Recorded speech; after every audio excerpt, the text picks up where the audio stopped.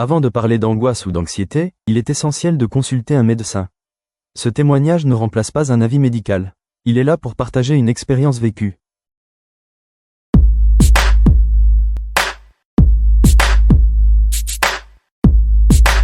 Le crescendo invisible. Au début, c'était juste une gêne.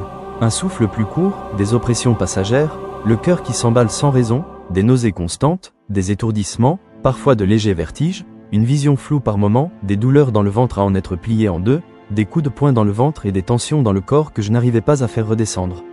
Ni avec le repos, ni avec l'alimentation. Ma nuque se contractait très fort, les maux de tête s'enchaînaient. Je me disais que c'était rien, que j'étais sûrement fatigué, que je manquais de fer, ou peut-être juste un peu stressé. Alors j'ai fait tout ce qu'il fallait. J'ai adapté mon alimentation, j'ai pris du fer, j'ai dormi, j'ai ralenti. Sauf que rien ne passait. C'était toujours là, et en même temps, je me sentais bien dans ma vie. Tout ça me paraissait incohérent. Ces symptômes ne correspondaient à rien de ce que je vivais. Alors je me suis dit que j'avais forcément un problème de santé. J'ai commencé à enchaîner les examens, échographie, cardiologie, prise de sang, bilan complet. À chaque fois, les médecins me disaient que tout allait bien, que je n'avais aucune raison de m'inquiéter. Et pourtant, je continuais à ressentir tout ça. Ces inconforts, parfois constants, parfois imprévisibles, sans aucune raison apparente. Tous les leviers que j'avais pour me soulager ne marchaient pas. Et à force d'entendre « tout va bien », alors que tout hurlait à l'intérieur, j'ai fini par douter de moi, perdre confiance en moi, car moi et moi on se comprenait plus. J'ai développé une forme d'hypocondrie, j'étais dans une boucle où je voulais à tout prix mettre fin à ces incohérences, j'allais voir les médecins tout le temps, car moins je me comprenais moi-même, plus tout s'intensifiait, et plus tous mes symptômes devenaient urgents, comme si j'étais piégé entre deux mondes.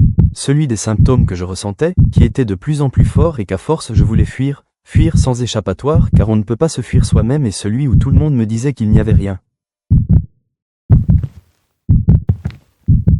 Petit à petit, je suis tombé dans un enfer. Les symptômes s'intensifiaient, et je ne comprenais toujours pas pourquoi. J'étais totalement déconnecté de moi-même. Même dans les moments où je me sentais bien, les crises arrivaient. Imprévisibles, mauvaise surprise, sans aucune raison. Et à chaque fois, je croyais que j'allais mourir. Vraiment, mon cœur s'emballait, je respirais trop vite. Je ressentais une pression sur ma poitrine, mon corps qui devenait dur comme de la pierre. J'avais la tête qui tournait, les jambes en coton, les jambes en flottement. Mon corps qui tremblait, la vision floue, les mains froides, ou moites, des transpirations, parfois des grosses bouffées de chaleur. La gorge serrée, et là, je me sentais piégé en moi-même. C'était devenu incontrôlable. J'avais rien pour désamorcer ça, rien pour apaiser ce qu'il se passait. Je comprenais pas, et à chaque fois, je me prenais une claque énorme, violente à l'intérieur, qui venait juste renforcer ce sentiment d'impuissance. J'étais incomprise, et puis, un jour, quand tout s'est emballé encore plus fort, j'ai fini par appeler le SAMU. Et là, on m'a dit « Madame, vous êtes en train de faire une crise de panique. Vous n'êtes pas en danger. » Mais sur le moment, je ne comprenais pas. Pour moi, ce que je vivais, ce n'était pas de la panique. C'était la mort. J'étais persuadé qu'il allait m'arriver quelque chose de grave. Et entendre que « tout va bien » quand ton corps est en train de hurler, c'est une des choses les plus déroutantes que j'ai jamais vécues. En apparence, tout ce que je traversais ne se voyait pas. Je continuais de prendre soin de moi, toujours bien apprêté, bien maquillé, bien parfumé. Personne ne se doutait de ce qui pouvait se jouer en moi. Je continuais de faire mon travail, de voir mes amis, ma famille, de continuer ma vie comme si de rien n'était, je rigolais, je vivais. Mais au fond, j'en avais honte, j'avais peur d'en parler, peur qu'on se moque de moi, peur qu'on me juge, peur qu'on minimise ce que je ressentais, peur d'être pointé du doigt, et peur qu'on me traitait de folle, j'en étais terrorisé. Alors j'ai mis un masque qui tenait bien, et je l'ai porté pendant des mois. À ce moment-là, j'avais perdu toute sécurité intérieure.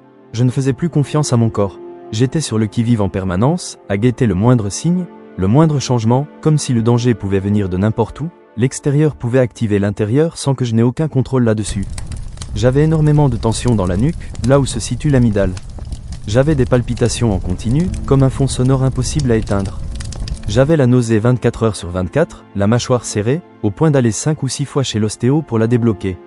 Mais ça revenait toujours. Au moindre bruit, au moindre changement de lumière, je sursautais. J'avais même fini par acheter un casque anti-bruit, parce que j'étais devenu hypersensible à tout. En fait, j'avais développé une hypersensibilité sensorielle.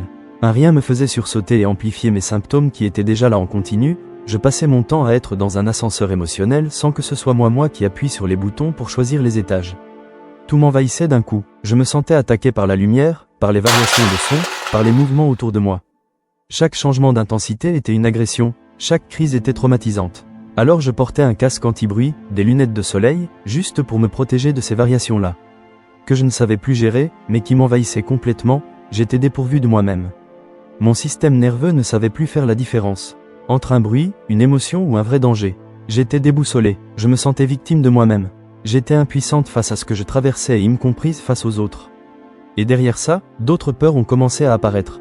J'avais peur d'être folle, j'avais peur que ce soit irréversible, j'avais peur de vivre comme ça toute ma vie, mais aussi j'avais peur de rester coincé dans un endroit, un magasin, une autoroute, un feu rouge, j'avais peur d'être piégé. Parce que dans ma tête c'était clair, si je ressens tous ces symptômes ici, je vais mourir sur place. Le trouble panique, je ne le comprenais pas. Rien n'avait de sens, les symptômes, les réactions, les déclencheurs. Tout semblait incohérent, comme si mon corps jouait contre moi. Et plus j'essayais de contrôler, plus ça m'échappait. C'était comme une roulette russe. Tu ne sais jamais quand ça va tomber, mais tu sais que ça peut arriver à tout moment. C'est ça, le pire, vivre en alerte constante, sans savoir de quoi, ni pourquoi, juste parce que ton propre corps est devenu ton champ de bataille. Comment expliquer cet enfer à des personnes qui l'ont jamais vécu? Des médecins qui nomment ça comme une angoisse passagère, alors que c'est un réel traumatisme.